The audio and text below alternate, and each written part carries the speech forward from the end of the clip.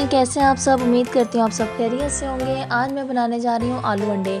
उसके लिए 4 अदद मैंने फ्रीज़ किए हुए टमाटर लिए हैं जिनके छिलके उतार लिए हैं, 2 मीडियम साइज़ के प्याज, आधी गड्डी लहसुन की। मैं मसाले को 10 मिनट का प्रेशर लगा रही हूँ। अगर आपने ऐसे ही पकाना है तो आप इसको गलने तक पका लें। 1 गिलास पानी का शामिल कर दें।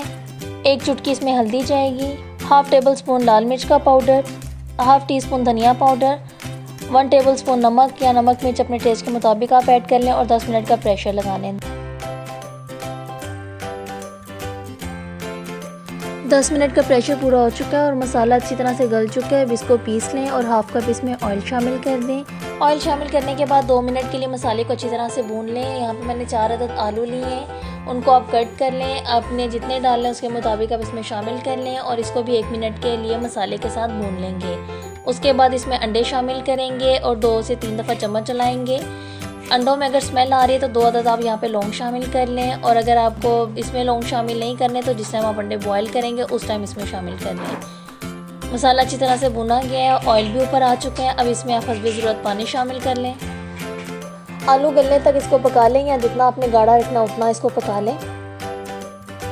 20 मिनट हो चुका है सालन को पकते हुए। अब इसमें मैंने 2 अदद हरी मिर्चें, थोड़ा सा धनिया और हाफ़ टी स्पून काली मिर्च का पाउडर शामिल किए हैं। नमक भी आप टेस्ट कर लें, अगर आपको नमक कम लगता है तो आप नमक इसमें ऐड कर लें और फ्लेम को ऑफ़ कर दें और जैसे ही ऑयल ऊपर आएगा इसको बाउल में निकाल लेंगे।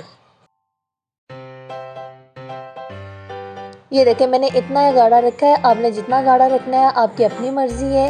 और अगर आपको ये वीडियो अच्छी लगे तो मेरी वीडियो को लाइक और चैनल को सब्सक्राइब करना मत भूलिएगा और कमेंट में बताइएगा कि आपको ये वीडियो कैसी लगी। अल्लाह हाफ़िज़।